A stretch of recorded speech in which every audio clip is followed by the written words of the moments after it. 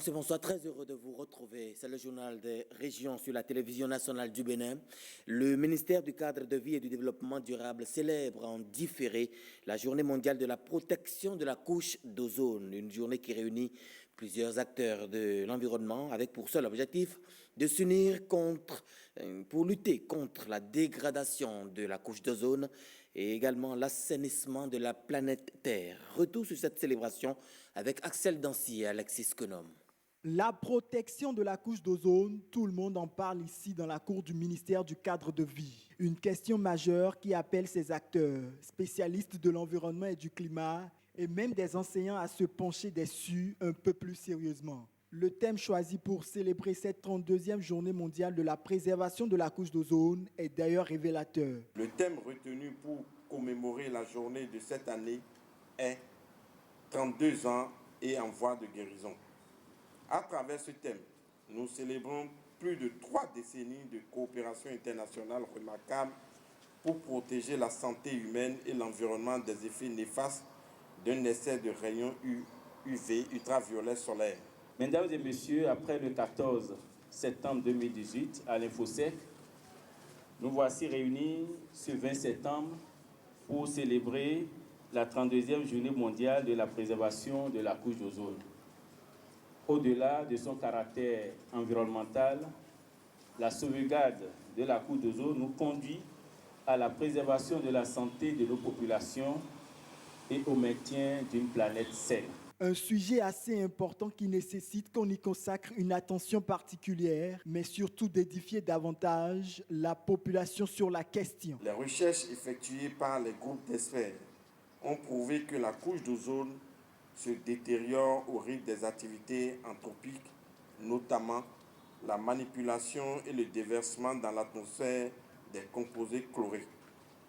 Avec la production de ces substances qui sont utilisées pour divers usages, tels que l'entretien et le fonctionnement des systèmes de réfrigération et de climatisation, la production de mousse, les aérosols, etc. La célébration de cette année coïncide avec la remise des équipements de froid et de climatisation à 5 centres de formation et 8 associations départementales. Votre don de ce jour est la bienvenue, d'autant plus qu'il intervient en pleine révision de nos curricula à un moment de réforme profonde au secondaire comme au supérieur. Nous pouvons déjà vous dire avec certitude que votre don permettra d'exécuter des séances de travaux pratiques de la filière froid et climatisation et des filières associées pour un nombre important d'élèves et d'étudiants. Les célébrations se sont achevées par la signature d'un protocole d'accord entre le ministère du Cadre de vie et les associations départementales de froid et climatisation. Depuis le mois dernier, le Nigeria a décidé de la fermeture des frontières avec les pays qui l'entourent. Le Bénin en fait partie puisqu'il exporte également la tomate, mais aussi l'ananas. Alors c'est plutôt une opportunité qu'il faut savoir saisir. Le gouvernement a alors entrepris une tournée pour échanger avec les producteurs agricoles sur les mécanismes à mettre en place pour pallier d'éventuelles situations. À Alada, les ministres de l'Agriculture et de l'Industrie ont rencontré les producteurs d'ananas. Blaise Adampo, Yves Godokosi. Dans leur prise de parole à cette séance d'échange avec la délégation gouvernementale, les acteurs de la filière ananas sont unanimes. La solution face à l'impact négatif de la fermeture des frontières nigérianes, c'est de passer très vite à la transformation. Nous avons déjà les produits sur les bras, ce n'est pas la peine de nous lamenter. Qu'est-ce que nous allons faire pour que nous écoulions ces produits-là? Je pense qu'aujourd'hui, tout de suite, il faut qu'on se fie à des transformateurs. Nous allons essayer de voir les transformateurs. L'heure n'est pas au discours, mais à des propositions concrètes. Et les interventions sont structurées et réfléchies en ce sens. Dans le commerce, il faut qu'on puisse trouver des marchés qui, en dehors du Nigeria, peuvent absorber nos produits.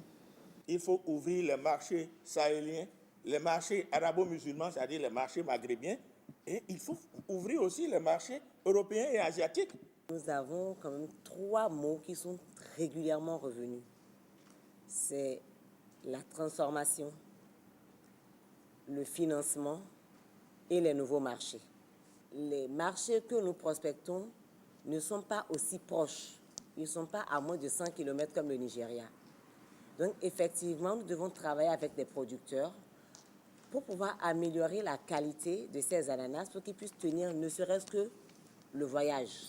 L'administration, avec les structures d'appui, sont aussi conscientes aujourd'hui que nous devons trouver cette plateforme-là de lecture prospective de marché, ce serait une bonne chose. À la DAEPI, centre de l'ananas béninois, l'exercice est le même qu'à Grand Popo.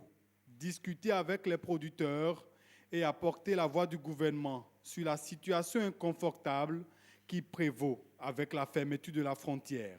Idéalement, il faudrait qu'on se revoie, puisque nous allons en tout cas rendre compte au chef de l'État qui nous a missionnés ici, pour dire qu'il faut les écouter, de quoi ont-ils besoin et que pouvons-nous faire rapidement.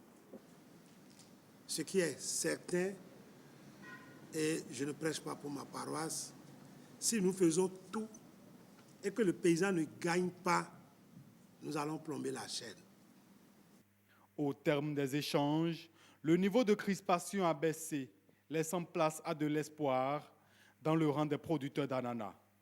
Destination suivante pour la délégation, Glazoué, centre névralgique de la production vivrière au Bénin.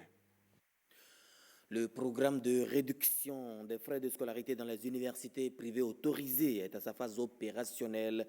Les étudiants disposent désormais de leur bourse d'études. La remise officielle des attestations de bourse a été faite ce vendredi à Cotonou. Suivez le compte rendu que nous propose Océane Amoussou et Monique Toron.